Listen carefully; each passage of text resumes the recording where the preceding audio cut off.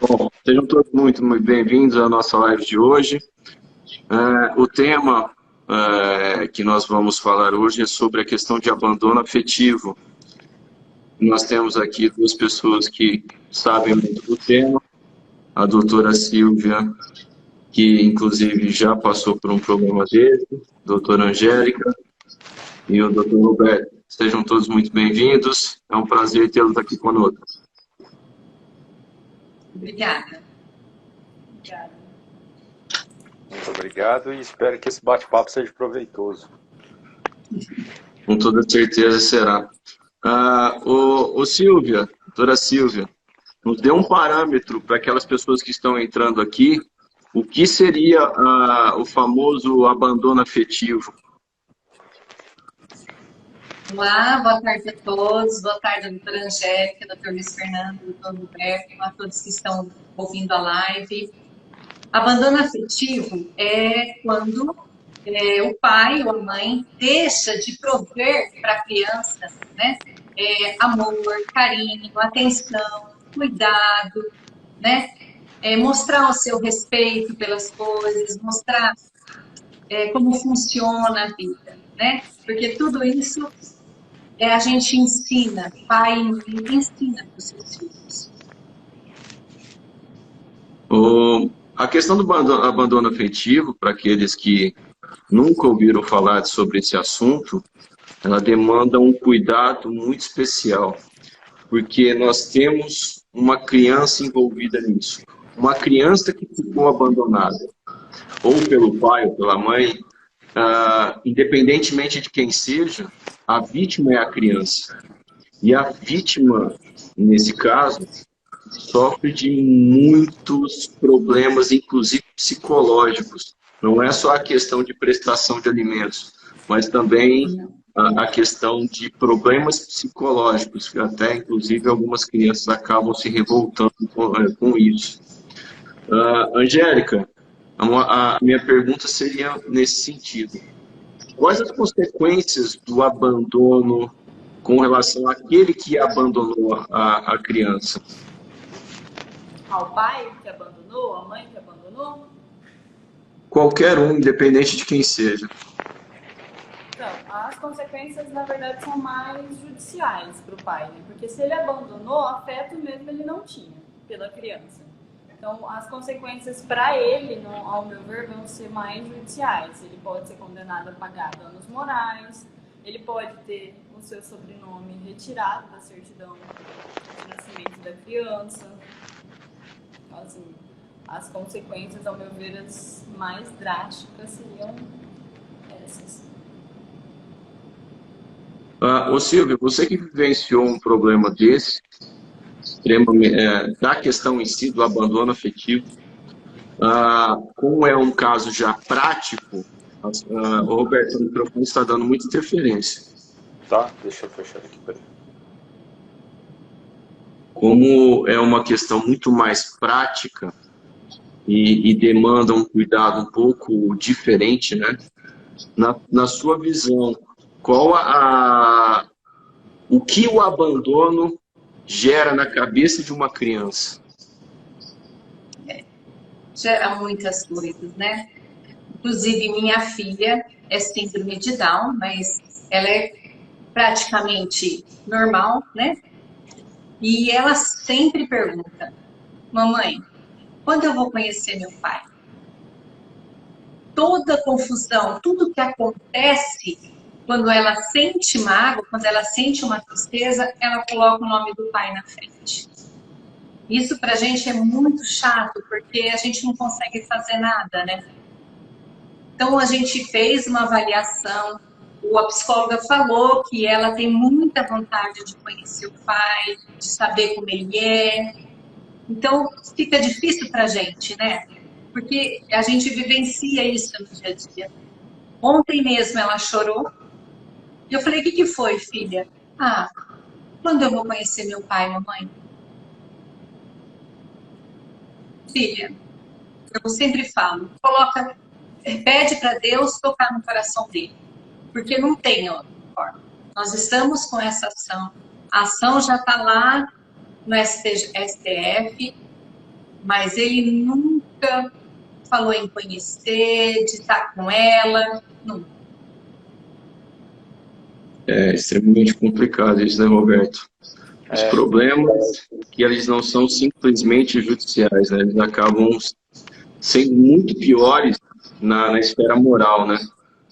Com certeza. E se a gente parar para observar, isso aí expande para um problema social. Sai só do grupo familiar, porque uma criança com problemas de rejeição, provavelmente ela vai dar um problema na escola, no onde ela convive, e isso acaba expandindo para outros ângulos, né? Por isso que eu acho que a justiça ela acaba penalizando o pai que age ou a mãe que age dessa forma, porque não é simples, né? Imagina para uma criança, pô, rejeição é a pior coisa que tem no ser humano, né? Ainda mais a pessoa que te colocou no mundo te rejeitar, as consequências aí. E eu até fiquei com uma dúvida aqui, né? Eu gostaria até de perguntar aí para a doutora Angélica. A questão, nós estamos falando do abandono afetivo, né? Mas, um exemplo, o pai que paga pensão, ele ainda pode acontecer, ele pode ocorrer nessa situação de abandonar o filho afetivamente ou não? Simplesmente assim, estou pagando pensão e pronto, já estou fazendo a minha parte. Não, a justiça é bem clara nesse ponto. Há uma diferença muito grande em afeto, carinho e bem material. Você pagar a pensão é bem material, a criança precisa daquilo, precisa de roupa, precisa de comida para sobreviver. Mas ela também precisa de carinho, precisa de atenção, precisa do pai ensinando ela o que é certo, o que é errado. A prática dia a dia, a convivência com o pai. Isso é necessário. Então, você visitar seu filho, sua filha, a cada 15 dias, uma semana, como determinado em lei, que ficou lá, vamos supor, uma separação, você fez, ficou determinado que você tem horário para visitar e é o valor da pensão. Isso não significa você estar cumprindo as visitas e pagando a pensão certinho, não significa que você não abandonou o seu filho. Você abandonou ele em dar carinho, em dar atenção, dar afeto, conviver com ele, para participar da vida dele. Então, aí o cara acha que só pagar a pensão, né, tá resolvido. E o problema a situação é outra, né, Silvia? Até o seu contexto foi esse, né? A pessoa acaba, tô pagando, tô cumprindo, e eu acho que isso é grave. É uma coisa que não pode ser levado simplesmente a esse lado, né? Não pode. E, infelizmente, tem homens, né, vamos dizer assim, que é no meu caso, que, só é mais um só, entendeu? Eu não tenho responsabilidade, eu estou pagando. Quer dizer, ele tem muita responsabilidade, né? Nós sabemos que isso acontece em muitos casos, né? Simplesmente com o cumprimento da obrigação alimentar, mas não se restringe somente a essa obrigação. A própria Angélica falou, existe a necessidade de se dar afeto e se dar carinho. Quando não se tem isso, aí eu já venho também, inclusive, no que o Roberto falou, existe a possibilidade da revolta. Essa criança poderá, não necessariamente, né, crescer revoltada. E essa revolta não vai simplesmente se estender ao pai ou à mãe que abandonou. Isso vai se estender ao mundo, né? Ela vai gerar um conflito com ela mesma. As consequências nós não sabemos. Nós vemos muito a questão, por exemplo, do menor infrator, e a grande esmagadora maioria, as infrações são cometidas porque não há uma educação dentro de casa, não há um maior acompanhamento das crianças. Hoje, vários pais que transferem a educação como responsabilidade da escola e acabam se esquecendo da sua própria responsabilidade dentro da sociedade. O Roberto foi muito pontual nessa questão da responsabilidade, né, do abandono. E se a gente parar para observar, a depender do nível de rejeição, é um tipo de pessoa que vai precisar de tratamento psicológico o resto da vida. E aí eu até gostaria de perguntar para vocês que estão inseridas dentro desse contexto, se o pai pode ser condenado a pagar um tratamento psicológico até quando for necessário. Ou seja, às vezes a pessoa pode até ser maior, mas vocês acham que um pai pode ser condenado a pagar remédio e psicólogo até que essa pessoa consiga deixar esse quadro estável ou até mesmo superar isso? Sim. Na minha opinião, sim. Pode Da sim. mesma forma que ele é condenado aos danos morais causados por esse abandono, que os juízes principalmente dão pelos efeitos psicológicos que a criança sofre no decorrer desse abandono, no decorrer da vida inteira, ele pode sim pagar os custos provindos desse abandono, dos danos psicológicos que ele mesmo causou. E eu acho que deve ter filho que Outro até... ponto importante, sim, Roberto. Porque assim, eu acho que deve ter filho que, além de precisar dessa questão, tem filhos que têm vontade de tirar o nome do pai da certidão de nascimento. E isso é possível, na visão de vocês? É possível sim. É possível sim. Você pode, se está te causando transtornos, aborrecimentos, desde que não afete um terceiro, você pode sim retirar o sobrenome do pai ou da mãe, né, que te abandonou. Se esse laço não foi criado, se esse afeto, se a presença do sobrenome do pai te incomoda, uma coisa que te machuca, você pode sim entrar judicialmente pedindo a retificação no registro civil, tirando o sobrenome dele. Mas e aí, como que fica? Aí eu tenho uma pergunta sobre isso daí que você falou. Retirando-se a condição ou de pai ou de mãe da certidão de nascimento, como vai ficar a questão da obrigação alimentar? Não, você não retira o nome do pai, você retira o sobrenome do seu nome. Sim. Isso Você influencia na questão alimentar? Você só não tem o sobrenome dele, mas na certidão de nascimento ele continua sendo seu pai. É isso que vem o negócio, né? As pessoas, eu estou fazendo essa pergunta justamente porque podem questionar. O fato de retirar o sobrenome extingue a obrigação alimentar? Não. Assim como nós falamos na última live, a questão da... fomos nós mesmos que participamos, nós 4, né? Não, a Silvia acho que ela não estava. A Silvia não estava na outra. O Vitor, Dr. Vitor. Verdade.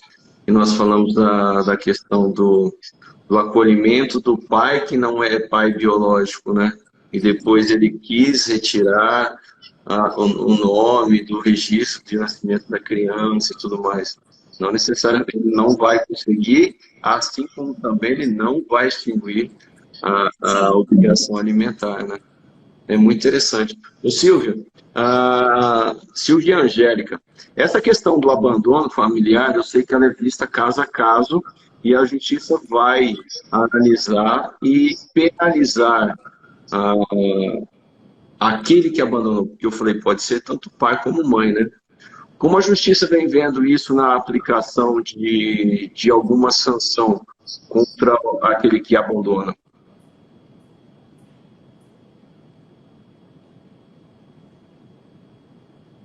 Quer responder, Silvia? Pode responder. Como foi a pergunta? Pergunta de novo. Como que a justiça vem aplicando sanções para aquele que abandona a criança? Com a perda do poder familiar. E isso também pode refletir na esfera patrimonial, ou seja, ele pode vir a pagar uma indenização? E quanto mais ou menos está girando esse valor de indenização? O valor atualmente ele fica muito incerto, porque vai de casa a casa, vai muito da dependência do menor, vai muito da dependência do que se foi provado, do que realmente aconteceu. O juiz ele vai analisar cada caso, mas... O patrimônio que o pai tem. Também. Né? O de valores, assim, é muito caso a caso. Mas... Vamos dar um parâmetro, então. Varia de quanto a quanto?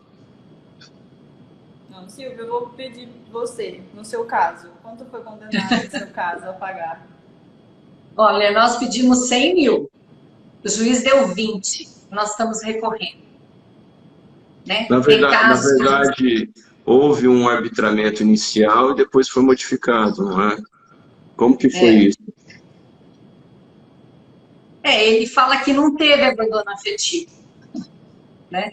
O juiz alegou que não teve abandono afetivo, né? Ele nunca viu, nunca conheceu a minha filha, nunca conversou com ela por telefone e não teve abandono afetivo. Foi provado com a psicóloga que teve alguns atrasos, que teve alguns sentimentos dela que ainda estão, né, aflorindo. Mas agora nós recorremos para ver se lá de cima entende que foi um abandono, né? Você tem visto isso, Roberto? Uma variação de valores? Ah, com certeza. Não. Até porque, assim, ó, o que a gente vê da variação de valores, além dos pontos que elas mencionaram, a gente vê na justiça o seguinte: o dano é medido muitas vezes pelo seu tamanho social, pela sua importância social. Então, assim, se é um filho de um ator, de uma pessoa bem conhecida, os danos, a dor moral dele, né, se é filho muito maior. Vocês sabem, a dor dele é maior do que a do outro. Então, as variações de indenização, muitas vezes é até difícil de explicar isso para um cliente, porque ele fala assim: nossa, o do fulano lá, né, vi na televisão que o famoso envolvido no mesmo contexto que eu ganhou muito mais. E a justiça, infelizmente, ela considera às vezes isso, né? E, na minha visão, é um equívoco.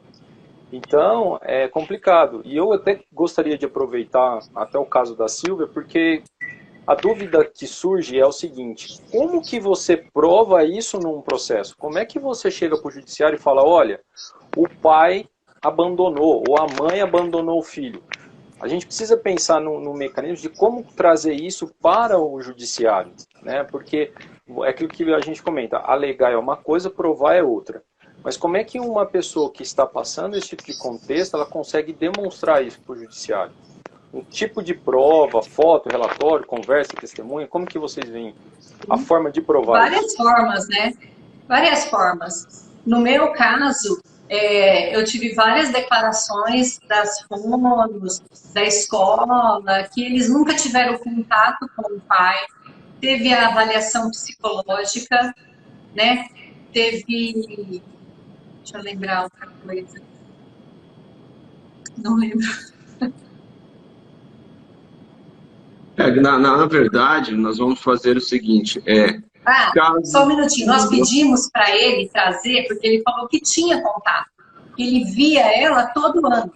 Então, nós pedimos para ele trazer uma foto dela com ele. Ele não trouxe. É a questão da inversão do ônus da prova. Quando você está dizendo que não houve o contato, você vai inverter o ônus da prova para dizer, ele vai falar assim: não, eu tinha contato, talvez. Então fica mais fácil você provar que não havia contato ou que ele tinha o contato. Se ele está dizendo que ele tinha, é muito mais fácil. Você fazer prova de um fato negativo nessa situação é impossível. Você vai provar que ele não tinha contato? Como? A questão de testemunhas também, como você falou, é extremamente essencial. Tanto para o lado de quem quer provar que havia o contato, como também quem não. Justamente. E a grande, que eu acho que é a maior das provas nesse caso, é a avaliação psicológica para se entender a extensão do dano. A extensão de saber o que efetivamente esse abandono criou na cabeça da criança. Isso trouxe algum prejuízo? Ou a criança, desde o início, falou assim: eu quero que ele se dane, eu não tenho nada a ver com isso, para mim, entendeu? Então, essa aferição do dano, de acordo com uma avaliação psicológica, também é característica, fundamento essencial para se provar um dano. Sem isso, como que nós vamos provar um dano? O juiz pode ouvir a criança? Pode. Mas ele vai necessariamente saber aferir a profundidade do dano em si? Não necessariamente, né? Ele não é profissional ele não tem a técnica para fazer essa aferição, mas ele pode colher o testemunho como prova complementar, né? Eu acho que é até interessante nesse caso, porque assim, quando nós falamos de um processo normal, familiar não pode ser testemunha, né? Regra geral é assim. Mas em casos excepcionais, que eu acredito que esse sim se enquadre, um próprio familiar ali consegue testemunhar um contexto desse, e penso eu que a justiça acaba admitindo a família, os amigos próximos como testemunha, porque é quem está convívio ali. Não adianta você perguntar para uma pessoa distante, que não sabe, né? Então, nós estamos diante de uma excepcionalidade dentro da lei em que um familiar pode ser testemunha, né? Pode, inclusive, ser ouvido como informante. Quando existe a regra da vedação, ele pode ser ouvido, o juiz pode colher o depoimento da pessoa como informante, né? Aí vem até aquela questão da obrigatoriedade ou não de dizer a verdade. Ela não é testemunho, né? Então isso tem que ser visto com uma certa prudência, mas é um tema extremamente interessante, que acontece muito, mas as pessoas não têm conhecimento. Quantas pessoas, vamos dizer, não, isso não, e um detalhe muito grande, isso não acontece simplesmente com a classe pobre. Nós temos um caso de um médico que abandonou a própria filha. Aí é completamente diferente. Não podemos dizer que isso só acontece com pobres. Isso acontece com pobres e com ricos também, né? A gente escolhe uma classe social específica. Agora, em 2021, teve mais de 80 mil certidões de nascimento sem o nome do pai. Então, isso se deve ao quê? Muitos fatores, né? Um relacionamento casual, arrumou outra família e abandonou, porque o cara não presta mesmo, sabe? Mas é muita criança sem o nome do pai. E as mães também não estão... Aí que tem um grande problema, né? Muitas vezes, a pessoa também que é o pai, vamos dizer assim, nem fica sabendo. Porque a mãe não quis e não deu ciência a ele, né? Sim. E não necessariamente um abandono, mas simplesmente o cara não sabe. Ou então, como você falou de relacionamento casual, como se saber quem é o pai? Somente com um DNA. E tem muitos casos também em que está se descobrindo após o DNA que o rapaz não é o pai. E aí, como que faz? É complicado. Já está, vamos dizer, o cara já está com o nome na certidão de nascimento da criança. Faz uma ação de negatória de paternidade, né? E descobre que ele não é pai. E se ele já tem carinho pela criança? Como que faz? O problema é contar com vocês um fato que eu descobri há tempos atrás. Numa cidade vizinha, uma moça, acho que deve ter 16, 17 anos, apontou 29 homens como possível pai da criança. Dentre eles tinha político, casado, acabou com a cidade lá, e era uma cidade pequena. A gente fala disso, aí você fala assim, nossa, olha esse contexto, mas, cara, olha o ambiente que uma criança vai nascer, né? A gente brinca e tal, mas é um ambiente que, assim, você está colocando um ser humano dentro disso que, você não sabe quem que é seu pai. Tem aquele que não sabe quem é o pai, tem aquele que tem o pai e não quer nem saber, e tem o pai que gosta, né, e acaba às vezes, eu até queria perguntar isso para vocês, tem o pai que gosta, mas a mãe faz a cabeça da criança, ou vice-versa, tá? Mas vamos pegar o exemplo mais tradicional, faz a cabeça da criança para ela não procurar o pai.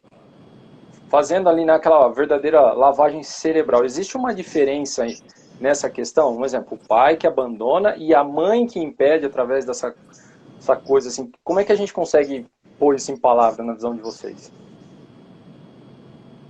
Existe a alienação parental e o abandono efetivo. A alienação parental é exatamente o que você falou. O pai ou a mãe, os familiares da criança influenciarem a criança a não gostar daquela pessoa, por motivos pessoais, da mãe e dos familiares.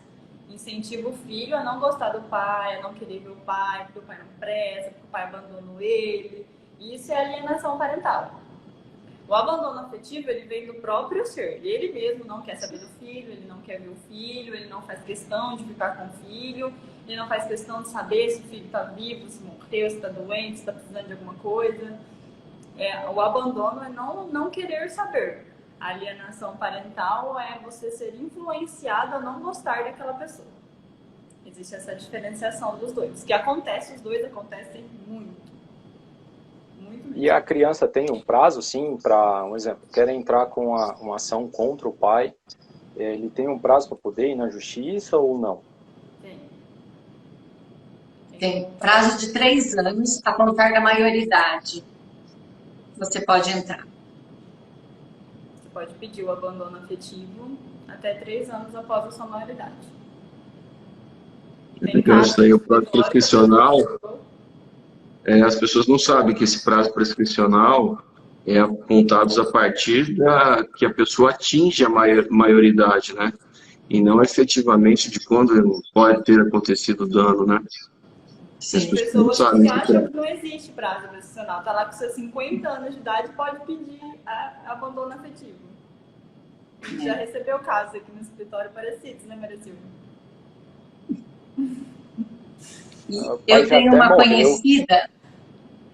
conhecida, quando o pai dela estava para morrer, ela nunca foi reconhecida, ela foi lá e pediu: pai, me reconhece como filha. E ele não reconheceu. A dor dela é muito grande, ela tem quase 70 anos hoje e ela fala que ela foi abandonada pelo pai. E ela não queria o dinheiro. Isso é o importante. Ela não queria o dinheiro dele, ela queria o reconhecimento dele como filha dele. Nós temos um caso muito famoso no Brasil, né? De abandono, vamos dizer, de não reconhecimento e talvez caso de abandono, que é a filha do Pelé, né? Sim. Aí vem aquela questão, ela quer, primeiro, ela é filha ou não é? Segundo, por que ele não reconheceu? E terceiro, qual o interesse nisso? Então tem várias vertentes que podem ocorrer, né? Quem não queria ser filho do Pelé, né? Depende do motivo, né? Mas ela faleceu, né? E quem está recebendo hoje são os filhos dela. Mas então, a primeira coisa que nem eu falei assim, quem não quer ser filha do Pelé, né, do Pelé? Isso já é uma pergunta, eu já falei justamente para dar aquela conotação, ela é discriminatória. Mas a menina cresceu, será que ela sabia que o pai era o Pelé? Ou será, e isso a gente não sabe, será que quando ela era criança, ele foi lá e se apresentou: eu sou seu pai, e de repente sumiu no mundo? São muitas coisas que nós não sabemos, mas que podem ter influenciado na cabeça dela, e aí ela pode ter ficado revoltada. Ou não, né? Não sabemos. Até porque sem ter o real conhecimento da situação, né? Fica complicado. E a grande questão aí também é o seguinte: quando se fala de decisões emocionais, não é simples assim. Você não está comprando um pão na padaria, né? Às vezes você precisa tomar coragem, enfrentar processos psicológicos. Igual o caso que a gente até teve a oportunidade de conversar com o Mauro. A mulher apanhou 20 e poucos anos da vida, demorou tanto tempo para tomar uma atitude. E só quem está inserido dentro disso sabe o quanto é complexo essa situação, né? Então, às vezes demora, porque a pessoa tem que superar traumas, às vezes está precisando de auxílio de alguém, e não necessariamente, igual você falou, do preconceito material, né? Do que a gente fala, a pessoa quer herança, e às vezes nem tem herança. Às vezes é importante assim, qual é a filiação? Né? A gente tem essa necessidade de olhar para um documento e falar: meu pai é o fulano e minha mãe é a ciclana. Quando você olha e não tem o nome do pai e da mãe, sei lá, eu acho que tem algum aspecto psicológico que pesa, assim. Depende de toda a evolução de quando ela era criança, né? O que aconteceu? O que foi, Angélica? Parece que falta alguma coisa, na questão que o Roberto estava falando. Olha a certidão, não vê que tem o nome do pai, o nome da mãe, e parece que falta alguma coisa. Falta. Porque todo mundo tem ou não. Porque o normal é ter o nome do pai, da mãe e eu não. Então, eu acredito que isso afeta muito o psicológico. Esse é o tradicional. E se nós pensarmos hoje como caminha a humanidade, nós não sabemos como que será daqui 20 anos, né? A certidão de nascimento ela pode ser alterada, vai ser alterada.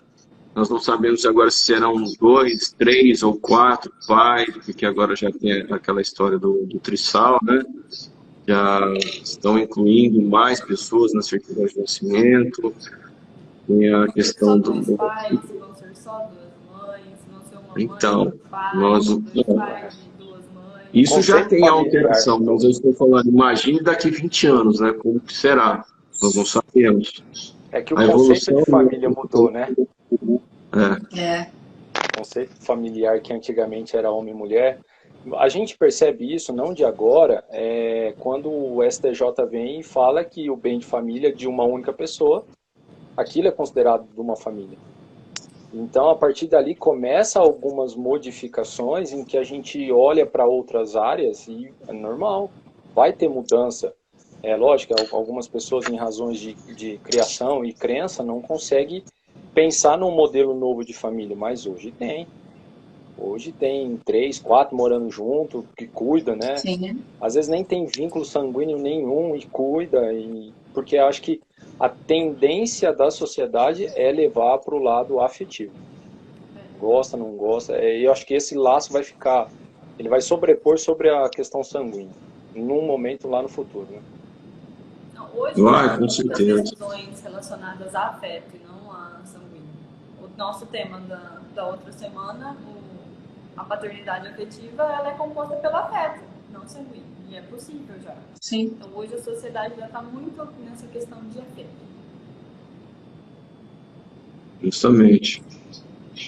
Bom, gente, vamos encerrar por aqui então. Queria agradecer a presença de todos, doutora Silvia, doutora Angélica, doutor Roberto.